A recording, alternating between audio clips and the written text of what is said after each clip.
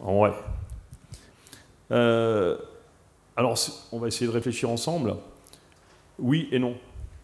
À partir du moment où on va planter simplement des arbres pour mettre des arbres dans le système ou récolter les arbres, quelqu'un qui cherche éventuellement à récolter les arbres, on va apporter un peu de diversité dans les champs. On peut penser que on s'approche de l'agroécologie.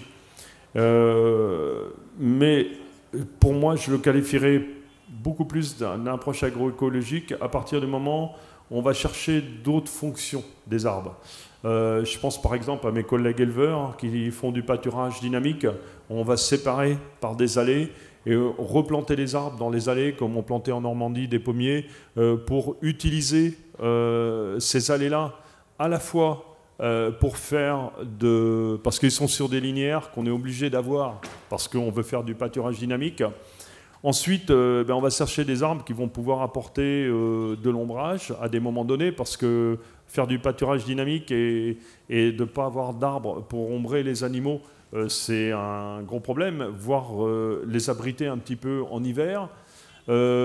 Et puis, on va également pouvoir être ponctuellement une source de fourrage. Il se faisait couramment dans certaines régions l'abattage de certaines branches basses de frênes et tout ça. Au lieu de les élaguer en hiver, on les élaguait au mois de septembre et ça fait un peu de complément fourragé et les animaux adoraient.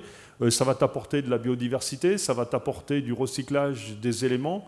Oui, vu comme ça, on va être dans un processus agroécologique génial.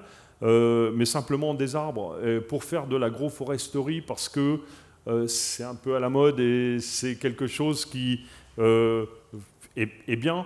Non, il faut que ce soit intégré dans un processus global.